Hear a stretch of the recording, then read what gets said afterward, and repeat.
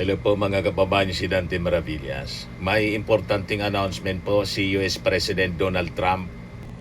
Ayan mga kababayan, no? Mula mismo sa White House. Medyo naubos na yung pasensya mga kababayan ni Donald Trump. Kasi yung mga NATO countries, kasama yung United Kingdom lalo na dati sanggang dikit ng Amerika, ayaw tumulong. Sabi ni Trump, bala na niya kayo sa buhay ninyo.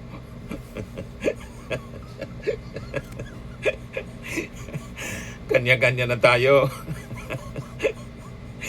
Sabi po ni Donald Trump, mga kababayan, niya, kaya namin yung buhay namin, oh. Sabi dito, all of those countries that cannot get jet fuel because of the Strait of Hormuz, like the United Kingdom, which refused to get involved in the decapitation of Iran, I have a suggestion for you. Number one, buy from the US. We have plenty. And number two, build up some delayed courage. Go to the strait and just take it. You will have to start learning how to fight for yourself. The USA won't be there to help you anymore. Just like you were not there for us. Iran has been essentially decimated. The hard part is done. Go, get your own oil, President Donald Trump. Inis na po si Donald Trump sa United Kingdom at iba pang mga bansa ng NATO. Pala na niya kayo. Anyway, ayaw man ninyong tumulong sa akin. You see? At ngayon may warning si Trump. Lulusobin na yata yung Iran. Mga kababayan, final attack siguro ang gagawin. Para tuldukan na mga kababayan yung gira. Tatapusin na niya daw yung gira. Ito yung report mga kababayan ngayon. Trump says US could end Iran war in 2 to 3 weeks. Tapusin na po ninyo. Tulad ng ginawa ninyo sa Japan. Di ba? 2 bomba atomika. O di ba, mga kababayan? Tapos, sumurrender po si Emperor Hirohito. That ended World War III, mga kababayan. Sabi dito sa balita, US President Donald Trump said the United States could end its military attacks on Iran within 2 to 3 weeks. And Tehran did not have to make a deal as a prerequisite for the conflict to wind down. The remarks underscored the shifting and at times contradictory statements from Washington about how the war, now in its 5th week, might end. We'll be leaving very soon, sabi po ni President Trump. Saying the exit could take place within 2 weeks, maybe 3, sabi po niya. Asked if successful diplomacy with Iran was a prerequisite for the US to conclude what it has dubbed Operation Epic Fury, sabi po ni Trump, it was not anya. Iran does not have to make a deal, sabi po niya. No, they don't have to make a deal with me. The White House later said Trump would address the nation to provide an important update on Iran at 9 p.m. ADT or in Eastern Time or bukas mga kababayan 100 hours GMT Thursday. Washington previously threatened to intensify military operations if Tehran did not accept a 15-point US ceasefire framework that had among its core demands that Iran commit not to pursue nuclear weapons, halt all uranium enrichment, and fully reopen the Strait of Hormuz. Iranian Foreign Minister Abbas Araghchi said he has been receiving direct messages from US Special Envoy Steve Witkoff, but they do not constitute negotiations. Sabi po sa report ng Al Jazeera TV, cited him as saying, "The messages include threats or exchange views delivered through friends." He added, Iran's Revolutionary Guards on Tuesday hit back with a new threat against U.S. companies in the region starting on Wednesday. Matigas ang ulo, tuluyan na po dapat yan ni Trump para tapos na. Ano pang hinihintay ni Trump? Siya man lang ang may capability na gawin yan to defeat Iran. Di ba? Sabi nga po ni Egyptian President Al-Sisi, sinabihan po si Trump, Trump niya, only he can stop the war. Yan sabi dito sa Al Arabia English, Egypt's President Abdel Fattah Al-Sisi tells US President Donald Trump that nobody can stop the war but you. Siya man lang ang pwedeng makatigil ng gera. Nagre-ready na po sila. Sabi dito sa reports ng Fox News. Air superiority, Pentagon officials say expanded control of the airspace has allowed the US to deploy long-range B-52 bombers over Iran, signaling a shift in strategy.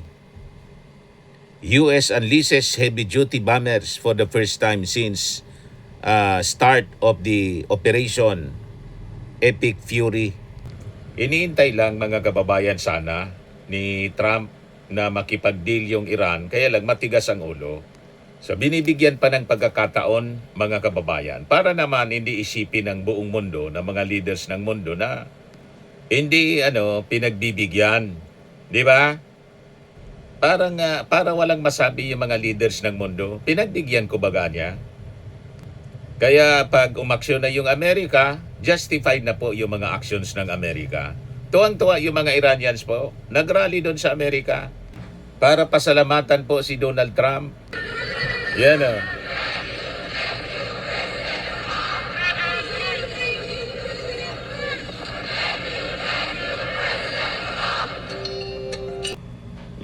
report ng Sky News Australia. Sabi ng mga Iranians, hundreds of Iranian protesters gathered in Washington DC to thank US President Donald Trump Trump's war with Iran. So pasalamat sila. Thank you US President Donald Trump. 'Yun ang sinisigaw nila mga kababayan. Thank you President Trump. Thank you President Trump, sabi nila. Sabi diyan, thousands of Iranian supporters gathered in Washington DC to thank US President Donald Trump's war with Iran. So approve po ng mga Iranians ang aksyon na ginagawa. This is a war of liberation po ang ginagawa ng Amerika sa Iran. Approve sa mga Iranians. Hindi lang approve doon sa mga supporters ni Ali Khamenei. Ito pakinggan natin yung statement ni President Donald Trump ng Amerika. All I have to do is leave Iran, and we'll be doing that very soon. And I would say that within 2 weeks, maybe 3, we're hitting them very hard. Last night we knocked out tremendous amounts of missile-making facilities. As you probably read or wrote, we knocked out. Excuse me. Pardon me for interrupting. The U.S. will be gone or done with the war? I think we're 2 or 3 weeks. We'll leave. What is the plan to bring them back down? All I have to do is leave Iran, and we'll be doing that very soon. And they'll become tumbling down. And stock prices were up today almost to a record because they know 2 things. Number one, we have a safe country. We had to take a little detour because we had a madman named Khomeini who sadly is no longer with us. And we had regime change already. We've knocked out one regime, then we knocked out the second regime. Now we have a group of people that are very different. They're much more reasonable. I think much less radicalized. We've had regime change.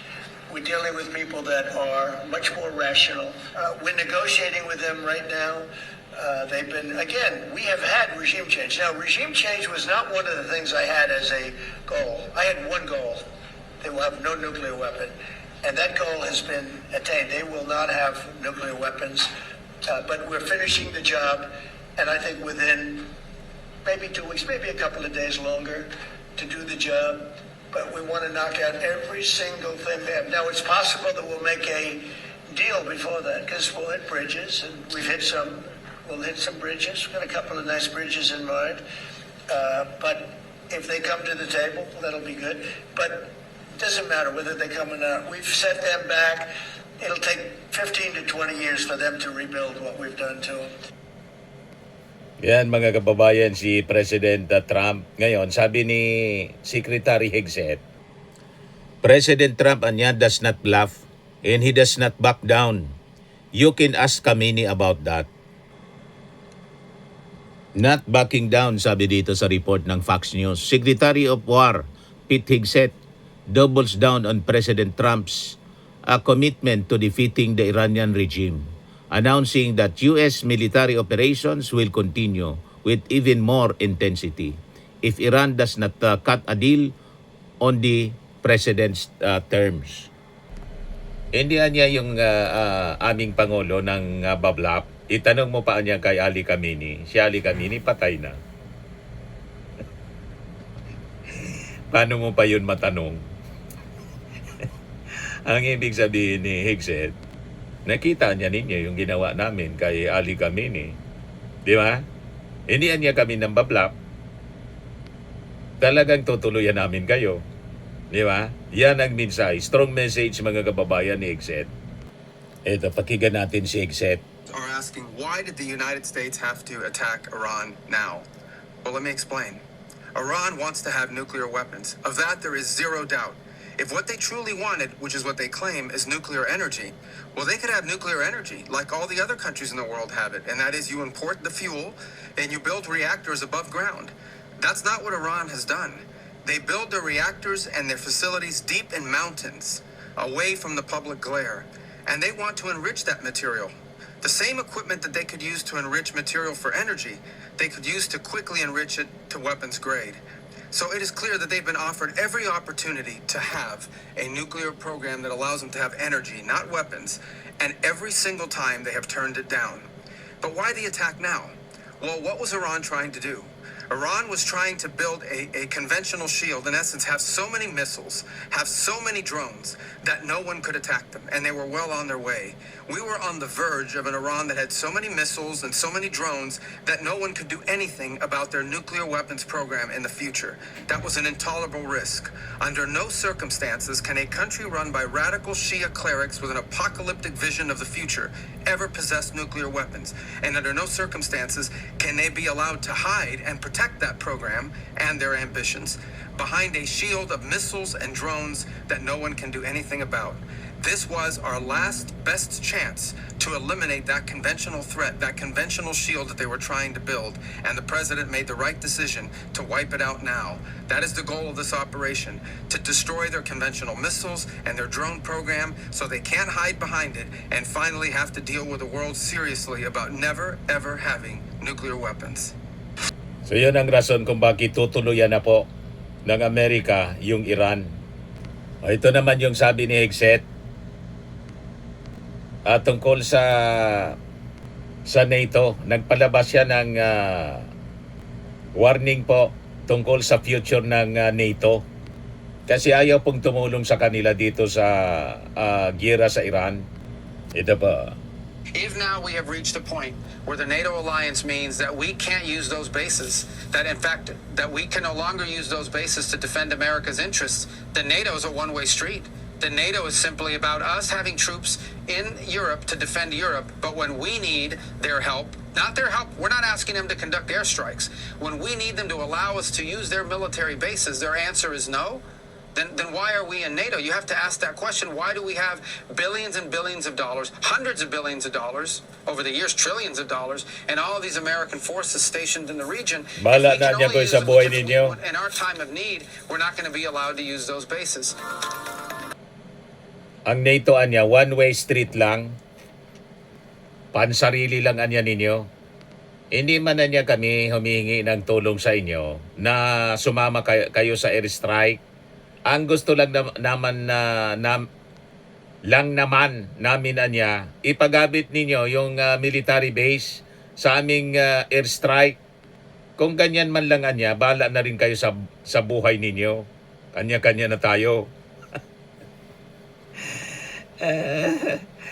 Yun mga kababayan ang mangyayari sa future ng NATO. Pag kinailangan anya ninyo kami, hindi din kami tutulong kasi hindi man kayo tumulong sa amin. Ganun lang. Yun din yung sabi po, siyempre, ni President Trump. You have to start learning anya how to fight for yourself. The USA won't be there anymore to help you. Won't be there to help you anymore. Just like you were not there for us. Tapos, kanya-kanya na po, mga kababayan. Kami anya, kaya namin ito. Ano ba?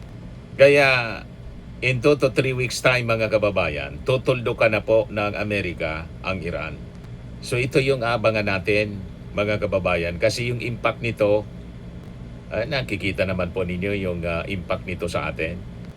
Yung ating gobyerno gumagawa ng paraan para po yung impact, hindi lang ngayon, kundi sa future, sa ganitong mga sigalot ay mabawasan. Ito, si Speaker D.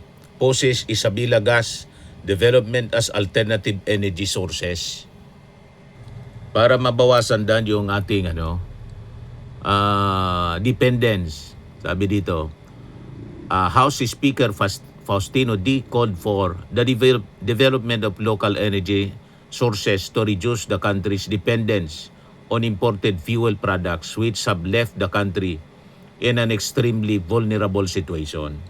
So pinupush nyo ngayon yung pag-develop sa Isabela Gas as alternative energy sources.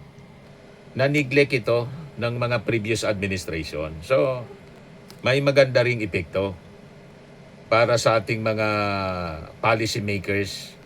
Ito naging gira, mga kababayan. Napaisip tayo na kailangan nating i-develop yung sarili nating mga sources, local sources of energy. Marami tayo dito, mga kababayan. Hindi lang napagtuunan ng pansin ng mga previous administrations. So sabi ni D, ito po ay pwedeng mga alternative na power para sa ganon kung sakasakali man na muli pong huminto ito at magkaroon ulit ng krisis, ay kahit papano mayroon tayong ibang mga alternatibo na hindi dapat tayo umaasa sa produktong oil na nanggagaling pa doon sa Middle East. He added that the country imports around 95% of the petroleum products it uses. They earlier directed 13 House committees to conduct a joint hearing to align the measures the House of Representatives will pass with a vision of the Executive Department. So nakikita na natin, mga kababayan, nagtatrabaho ang ating Kongreso para solusyonan ang mga future crisis natin. Multitasking po yung Congress. Kaya mali yung mga akusasyon na yung Kongreso panahon ng krisis, impeachment yung pinagkakaabalahan. Kanya-kanyang committees po yung trabaho. May nakatuka po sa impeachment, may nakatuka dito sa sa pagtutok sa mga problema tulad nitong Middle East crisis. Okay pa? Yan man lang po yung ating short video ngayon. Ako po si Dante Maravillas. Bye-bye po. God bless.